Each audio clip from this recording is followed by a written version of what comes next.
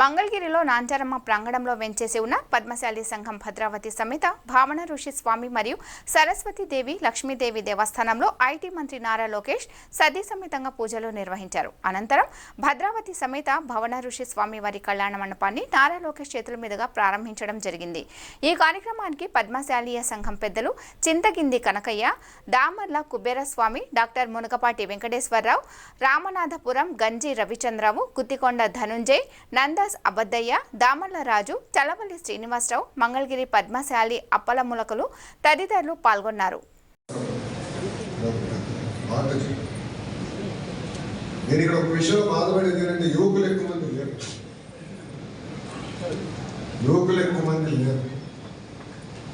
యువకుల పైన కూడా బాధ్యత ఉంది. మనం ఎక్కడి నుంచి పుట్టామో, ఎక్కడి నుంచి వచ్చామో, ఈ రోజు ఈ స్థాయికి వచ్చామంటే దానికి ఇంకా ఎంతో మంది త్యాగాలు ఉంటాయి, మర్చిపోకూడదు. తండ్రి త్యాగం చేసి ఉండొచ్చు, తల్లి త్యాగం చేసి ఉండొచ్చు, ఒక ఐటీ ఉద్యోగం వచ్చిందనో, పలానా ఉద్యోగం వచ్చిందనో ఇతర రాష్ట్రాలకి ఇతర ప్రాంతాలకు వెళ్ళొచ్చు, కానీ ఎక్కడి నుంచి వచ్చామనేది మర్చిపోకూడదు. చాలా చాలా అవసరం. మంగళగిరికి చరిత్ర,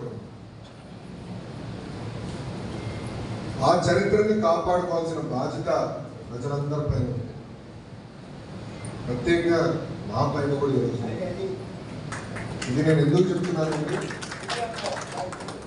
మొన్న జరిగిన ఎన్నికల్లో ఆ బాధ్యత మీరు నాకు అప్పగించారు. పెద్దలందరితో తరతరాలుగా వస్తున్న సమస్యల్ని పరిష్కరించాల్సిన అవసరం నా పైన ఉంది. పెద్దలన్నట్టు రాజకీయాలు దూరంగా పెట్టి, అంటే పార్టీలు దూరంగా పెట్టి, కలిసికట్టుగా ఒక పక్కన నియోజకవర్గ అభివృద్ధి కానివ్వండి, గుడి అభివృద్ధి కానివ్వండి, కళ్యాణ మండపం అభివృద్ధి కానివ్వండి చేయాల్సిన బాధ్యత మనందరి పైన ఉంది.